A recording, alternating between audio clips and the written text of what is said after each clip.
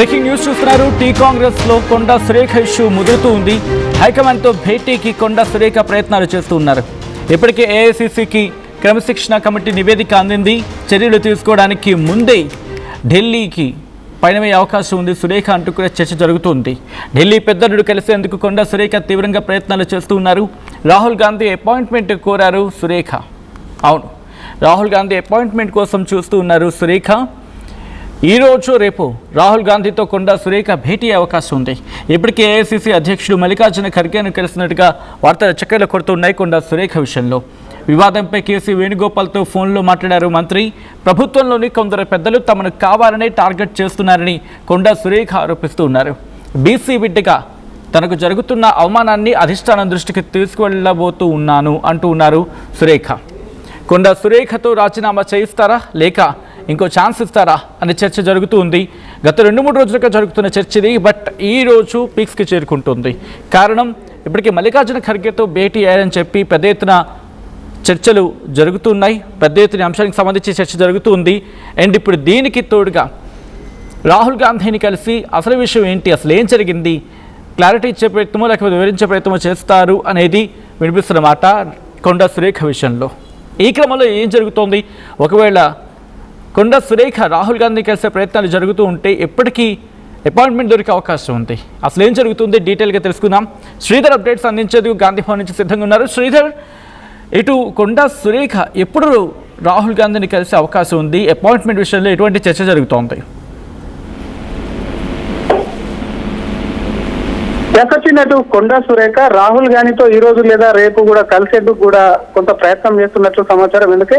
ఎందుకంటే ఇప్పటికే అటు ఫైనల్ రిపోర్ట్ కూడా తయారైంది. ఈ రోజు ఫైనల్ రిపోర్ట్ కొండా సురేఖ అంశానికి సంబంధించినటువంటి రిపోర్ట్ ను క్రమశిక్షణ కమిటీ అటు ఏఐసీసీకి ఇటు పిసిసి పెద్దలకు కూడా ఇవ్వనుంది. కాబట్టి ఆ రిపోర్టు రాకముందే కూడా ఏఐసీసీ అగ్రనేతలైనటువంటి రాహుల్ సోనియా గాంధీలను కలిసి ఇక్కడ జరిగినటువంటి సంఘటనకు సంబంధించినటువంటి తన కూతురు చేసిన వ్యాఖ్యలకు తనను కూడా బ్లేమ్ చేయడం, తనను కూడా దానికి బలి చేయడం అంటూ కూడా సరికాదు అంటూ చెప్పేందుకు కూడా కొండా సురేఖ వెళ్ళి అక్కడ ఢిల్లీ వెళ్లేందుకు కూడా ప్రయత్నిస్తున్నా.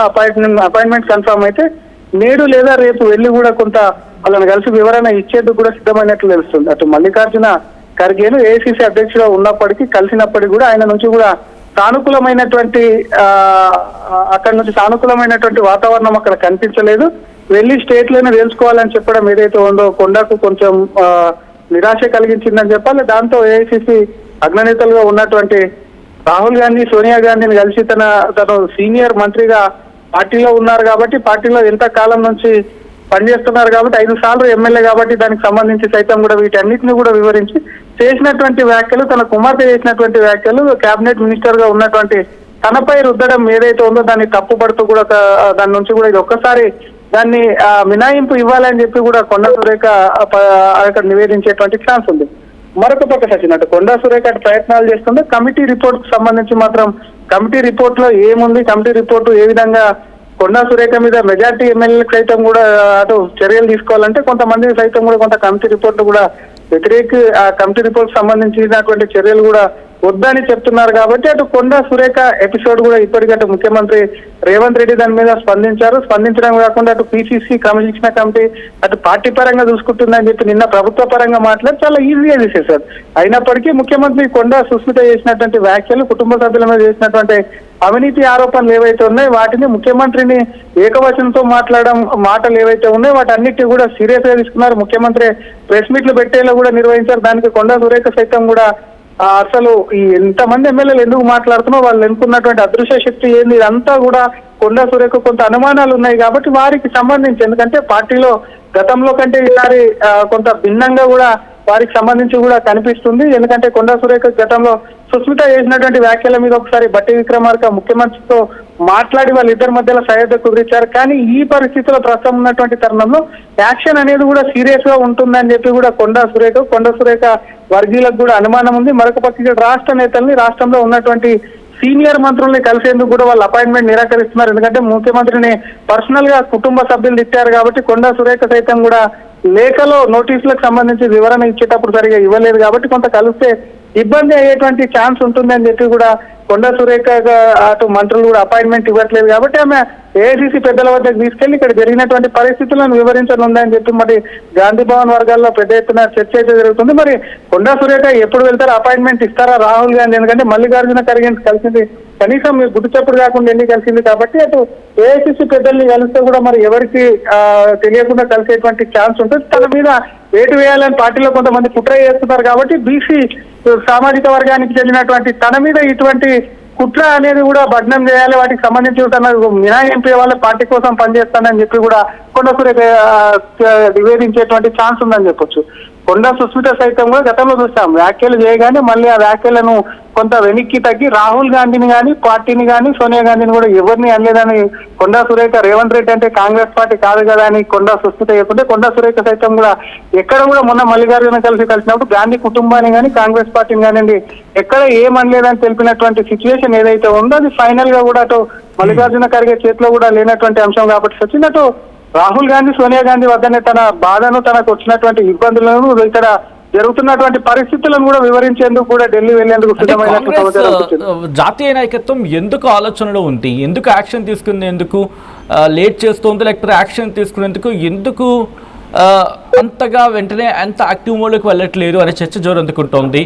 ఇక్కడి నుంచి ఏమైనా ప్రెషర్ వస్తుందా, లేకపోతే అక్కడ ఏమైనా పూర్తి స్థాయిలో ఎంక్వైరీ అనే అంశానికి సంబంధించి ఏమైనా ఆలోచనలో ఉందా?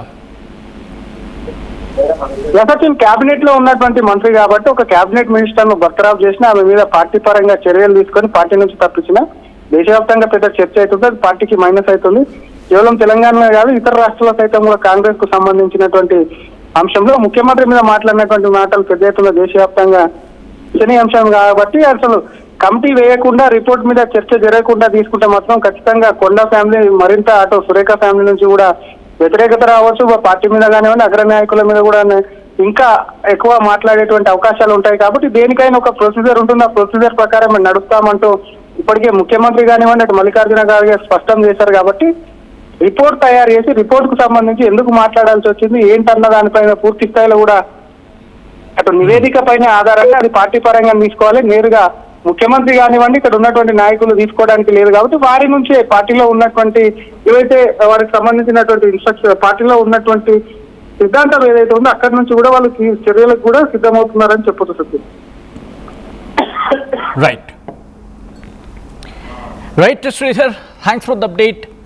మొత్తంగా కొండా సురేఖ వ్యవహారంలో ఏం జరగబోతుంది, ఈరోజు టీ కాంగ్రెస్కి సంబంధించి ఒక కీలకమైన డెవలప్మెంట్ చోటు చేసుకునే అవకాశం ఉందా? ఎందుకంటే కొండా సురేఖ ఇటు హైకమాండ్తో నేరుగా మాట్లాడుకునేందుకు ఇప్పటికే పావులు కదుపుతున్నారు. మొన్నటికి మొన్న మల్లికార్జున ఖర్గేతో భేటీ అయ్యారనే అంశం తీవ్ర చర్చాంశం అయిన తరుణంలో ఇప్పుడు నేరుగా రాహుల్ గాంధీని కలిసి అసలు ఏం జరిగిందో చెప్పే ప్రయత్నం చేస్తూ ఉన్నారంటే అటువంటి సమాధానం వినిపిస్తూ ఉంది. హైకమాండ్తో భేటీకి కొండా సురేఖ ప్రయత్నాలు చేస్తూ ఉన్నారు. ఇప్పటికే ఏఐసిసికి క్రమశిక్షణ కమిటీ నివేదిక అందింది. చర్యలు తీసుకోవడానికి ముందే ఢిల్లీ పెద్దలను కలిసేందుకు కొండా సురేఖ ప్రయత్నాలు చేస్తూ ఉన్నారు. రాహుల్ గాంధీ అపాయింట్మెంట్ కోరారు సురేఖ. ఈరోజు రేపు రాహుల్ గాంధీతో కొండా సురేఖ భేటీ అయ్యే అవకాశం ఉంది. ఇప్పటికే ఏఐసిసి అధ్యక్షుడు మల్లికార్జున ఖర్గేను కలిశారు కొండా సురేఖ. వివాదంపై కేసీ వేణుగోపాల్తో కూడా ఫోన్లో సంభాషించారు ఆమె. ప్రభుత్వంలోని కొందరు పెద్దలు తమను కావాలనే టార్గెట్ చేస్తున్నారని కొండా సురేఖ ఆరోపిస్తూ ఉన్నారు. బీసీ బిడ్డగా తనకు జరుగుతున్న అవమానాన్ని అధిష్టానం దృష్టికి తీసుకువెళ్ళబోతున్నాను అంటూ సురేఖ చెప్పుకొస్తున్నట్టుగా తెలుస్తోంది. తన స్నేహితుల దగ్గర కొండా సురేఖతో రాజీనామా చేయిస్తారా లేకపోతే ఇంకో ఛాన్స్ ఇస్తారా అనేది as of now biggest question mark.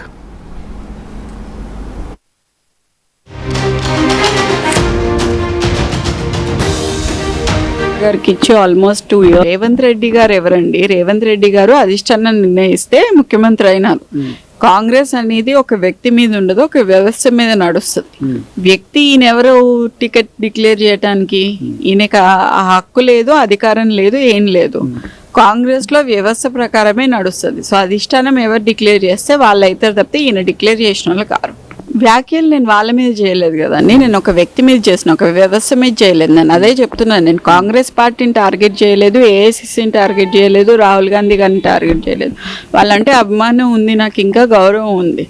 నేను వాళ్ళ గురించి మాట్లాడలేదు, నేను ఒక వ్యక్తి గురించి, ఒక వ్యక్తి కుటుంబం గురించి మాట్లాడినాను అంతే. సో దానికి ఇక్కడ ఉన్న శాసనసభ్యులకి సంబంధం లేదండి. ఓకే, ఇప్పుడు పరకాల నుండి నెక్స్ట్ టైం కొండ సుష్మిత పటేల్ పోటీ చేస్తున్నారా? ఖచ్చితంగా అండి, ఖచ్చితంగా పోటీ చేస్తాను. నేను అదే చెప్తున్నాను కదా, అపాయింట్మెంట్ కూడా ఇప్పుడు మా నాన్నగారికి ఇచ్చి ఆల్మోస్ట్ 2 years అవుతుంది. ఆయన ఇచ్చిన మాట తప్పారు. ఇప్పుడు మా అమ్మ అడిగినా కూడా దాన్ని దాటేస్తున్నారు తప్పితే ఎందుకు ఇవ్వట్లేదు అనే దాని గురించి కూడా ఆయన సమాధానం చెప్పట్లేదు. అధిష్టానం దగ్గరికి వెళ్ళి ఆయన మాట్లాడాలి కదా. మేము మాట్లాడాలి అని అనుకుంటే వేరే వాళ్ళతో మాట్లాడగలుగుతాం, కానీ ఆయనకి రెస్పెక్ట్ ఇచ్చినప్పుడు రెస్పెక్ట్ని కాపాడుకోవాల్సిన బాధ్యత ఆయన మీద ఉంది కదా. అంటే ఒక వాంటెడ్లీ, ఒక స్ట్రాటజికల్ గానే అధిష్టానంతో మాట్లాడలేకపోతున్నాను అనుకోవచ్చు ఇక్కడ. అంతే కదా, తప్పకుండా. ఎందుకనంటే ఇప్పుడు స్ట్రాటజికల్ గా ఇక్కడ కూడా పరకాల్లో కూడా ఆయన మాట్లాడడం మమ్మల్ని తొక్కడానికే కదా.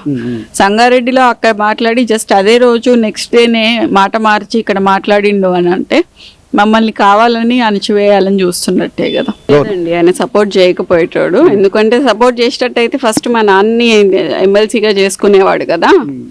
మంచి లీడర్లని ఇప్పుడు వేం నరేందర్ రెడ్డి ఏం సలహాలు ఇచ్చారో నాకు కూడా తెలియాలి, సలహాదారుడు కదా. ఆయన ఏం సలహాలు ఇచ్చారో ఒకసారి బయట పెట్టమని చెప్పండి. ఎన్ని జీవోలు వచ్చాయో బయట పెట్టమని చెప్పండి. ఆ జీవోల ప్రకారం సీఎం గారు ఏం చేశారు, అవి వచ్చి ప్రజలకు ఏం చేరాయి అని చెప్పి అది ఒక్కటి చెప్తే చాలు. ఓకే, ఇక్కడ సీఎం రేవంత్ రెడ్డి గారే ప్రత్యక్షంగా మీ మీద వాంటెడ్లీ ఆలోచిస్తున్నాను అనుకోవచ్చా, లేకపోతే ఇంకెవరైనా సీఎం గారిని ప్రేరేపించి మీకు రాజకీయ అస్తిత్వం కొద్దిగా దూరం చేసేటువంటి ప్రయత్నం జరుగుతున్నాయా? మీకు ఇంకా దీని మీద ఏమైనా అనుమానాలు? ఇది నేను చెప్పలేనండి, అది వాళ్ళకే తెలుస్తుంది. కానీ మా నాన్నగారిని అయితే ఇట్లా తొక్కాలి అని చెప్పేసి కావాలని ఇప్పుడు నిన్న పరకాల్లో కూడా మాట్లాడడం జరిగింది. సో అది అందుకని నేను స్పందించడం జరిగింది. రేవంత్ రెడ్డి గారు ఎవరండి? రేవంత్ రెడ్డి గారు అధిష్టానం నిర్ణయిస్తే ముఖ్యమంత్రి అయినారు. కాంగ్రెస్ అనేది ఒక వ్యక్తి మీద ఉండదు, ఒక వ్యవస్థ మీద నడుస్తుంది. వ్యక్తి ఈయన ఎవరు టికెట్ డిక్లేర్ చేయడానికి, ఈయనకి ఆ హక్కు లేదు, అధికారం